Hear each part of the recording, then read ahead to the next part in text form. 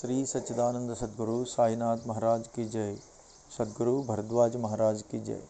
श्री साई सच्चरित्र chapter 20 Das Ganu's problem solved by Kaka's maid servant. In this chapter, Hemat Pant describes how Das Ganu's problem was solved by Kaka Saheb Dikshit's maid servant. Preliminary. God was originally formless. He assumed a form for the sake of bhaktas. With the help of Maya, he played the part of an actor in the big drama of the universe. Let us remember and visualize Sri Sai. Let us go to Shirdi and see carefully the program after the noon Arati. After the Arati ceremony was over, Sai used to come out of the masjid and standing on its edge distribute woodi to the devotees with very kind, gracious and loving looks. The bhaktas also got up with equal fervor,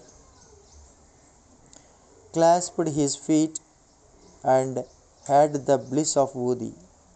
Baba passed handfuls of woodi into the palms of the devotees and marked their foreheads with woodi with his own hands. The love he bore for them in his heart was boundless. Then he addressed the bhaktas, "O Babu, go home to take your lunch. You Anna, go to your lodgings. You Bapu, enjoy your meal." In this way, he accosted each and every devotee and sent them home. Even now you can have the pleasure of these sights. If we bring into play your imagination, now bringing Sai in our mental vision, let us meditate on him from his feet upwards to his face, prostrating before him humbly, lovingly and reverentially. Isha Upanishad. Dasganu once started to write a Marathi commentary on the Isha Upanishad. Let us first give a brief idea of this Upanishad before proceeding further. It is called Mantropanishad as it is embodied in the mantras of the Vedic Sanhita. It constitutes the last or the 14th chapter of the Vajasneyi Sanhita, Yajurveda, and it is therefore called Vajasneyi Sanhitopanishad. Being embodied in Vedic Sanhitas, this is regarded as superior to all other Upanishads, which are in the Brahmanyaks and Aranyakas on mantras and rituals. Not only this, other Upanishads are considered to be commentaries on the truths mentioned briefly in the Isha Upanishad. For instance, the biggest of the Upanishads, that is Brahmadaranyaka Upanishad, is considered by Pandit Satavalekar to be a running commentary on the Isha Upanishad. Professor R.D. Ranade says the Isha Upanishad is quite a small Upanishad, and yet it contains many facts which show an extraordinary piercing insight. Within the short compass of 18 verses, it gives a valuable mystical description of the Atma, a description of the ideal sage who stands unruffled in the midst of temptations and sorrows, an adumbration of the doctrine or karma yoga as later formulated. The most valuable idea that lies at the root of the Upanishad is that of a logical synthesis between the two opposites of knowledge and work, which are both required according to the Upanishad to be annulled in a higher synthesis. In another place, he says that The poetry of the Ishopanishad is a co-mixture of moral, historical, and metaphysical knowledge. From the brief description given above about this Upanishad, one can see how difficult it is to translate this Upanishad in a vernacular language and bring out its exact meaning.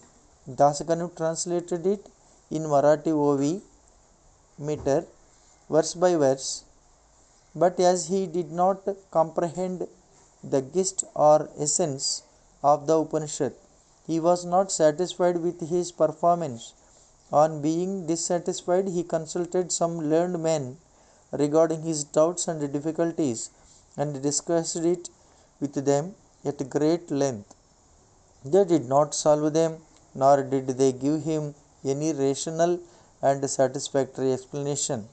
So Dasaganu was a little restless over this matter.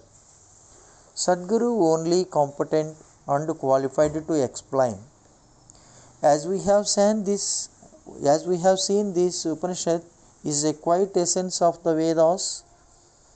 It is the science of self-realization. It is the scythe or weapon which can rend asunder the bondage of life and death and make us free. Thenceforth, he thought that he who has himself attained self-realization can only give him the true or correct interpretation of the Upanishad. When nobody could satisfy Dasganu, he resolved to consult Sai Baba about this. When he got an opportunity to go to Shirdi, he saw Sai Baba, prostrated himself before him, and mentioned his difficulties about the Isha Upanishad and requested him to give the correct solution. Sai Baba blessed him and said, "You need not be anxious. There is no difficulty about the matter. The maid servant of Kaka will solve your doubts at Ville Parle on your way home." The people who were present there and heard this thought that Baba was joking and said, "How could an illiterate maid servant solve difficulties of this mystic nature?" But Dasganu thought otherwise. He was sure that whatever Baba spoke must come true, as Baba's word was the decree of Brahma. Kaka's maid servant. Fully believing Baba's words, he left Shirdi and came to Ville Parle and stayed with Kaka Sahib Dikshit. There the next day, when Dasganu was enjoying his morning nap, he heard a poor girl singing a beautiful song in dear and melodious tone, in clear and melodious tone. The theme of the song was a crimson colored saree. How nice it was, how fine was its embroidery, how beautiful were its borders, etc. He liked the song so much that he came out and saw that it was being sung by a young girl, the sister of Namya, who was a servant of Kaka Sahib. The girl was cleaning vessels and had only a torn rag on her person. On seeing her impoverished condition and her happy temperament, Dasganu felt pity for her, and when Rao Bahadur M.V. Pradhan gave him a pair of dhotars, the next day he requested him to give a saree to the poor little girl also. Rao Bahadur bought a good chirdi, a small saree, and presented it to her. Like a starved person getting delicious dishes to eat, her joy knew no bounds. Next day she wore the new saree and out of great joy and merriment whirled and danced around and played fugadi with other girls. The following day she kept the new saree in her box at home and came in the old and torn rags. but she looked as merry as she was the previous day. On seeing this, Dasganu's pity transformed into admiration. He thought that the girl, being poor, had to wear a torn rug, but now she had a new saree, which she kept in reserve, and putting on the old rag, stirred, stirred herself, showing no trace of sorrow or dejection. Thus, he realized that all our feelings of pain and pleasure depend upon the attitude of our mind. On thinking deeply over this incident, he realized that a man ought to enjoy whatever God has bestowed on him in the firm conviction that he besets everything from all sides, and that whatever is bestowed on him by God must be for his good. In this particular case, the impoverished condition of the poor girl, her torn rug, and the new saree, the donor, the donee, and the deal were all parts of the Lord and pervaded by him.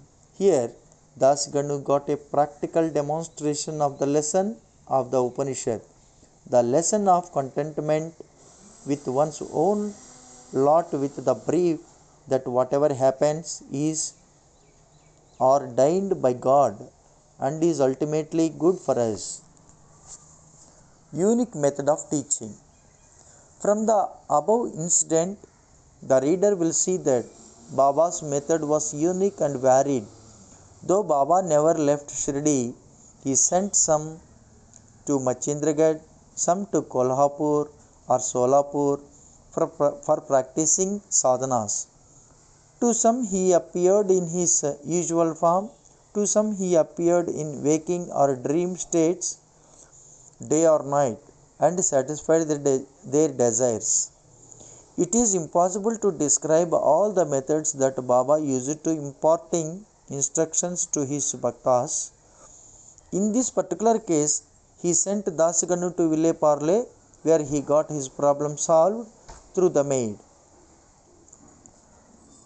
To those who say that it was not necessary to send away Dasganu and that Baba could give personally taught him, he said that Baba followed the right or best course, or how else could Dasganu learn a great lesson that the poor maid servant and her saree were pervaded by the Lord. Now we close the chapter with another beautiful extract about this Upanishad. The ethics of the Isha. One of the main features of the Isha Upanishad is the ethical advice it offers, and it is interesting to note that the ethics of the Upanishad are definitely based upon the metaphysical position given in it. The very opening words of the Upanishad tell us that God pervades everything. As a corollary from this metaphysical position, the ethical advice it offers is that a man ought to enjoy whatever God bestows on him in the firm belief that as he pervades everything, whatever is bestowed on him by God must be good. It follows naturally that the Upanishad forbids us from coveting another man's property. In fact, we are fittingly taught here a lesson of contentment with one's own lot in the belief that whatever happens is divinely ordained and hence it is good for us. Another moral advice is that man must spend his lifetime always in doing action, specifically the karmas enjoined in the Shastras, with resignation to his will. Inactivity, according to this Upanishad, would be the canker of the soul. It is only when a man spends his lifetime in doing actions in this manner that he can hope to attain the ideal of Naishkarmya. Finally, the text goes on to say that a man who sees all beings in the self and sees the self as existing in all beings in fact, for whom all beings and everything that exists have become the self, how can such a man suffer infatuation? What ground would such a man have for grief, loathfulness, infatuation, and grief verily proceed from our not being able to see the Atma in all things. But a man who realizes the oneness of all things, for whom everything has become the self, must ipso facto cease to be affected by the common foibles of humanity. Bow to Sri Sai, peace be to all.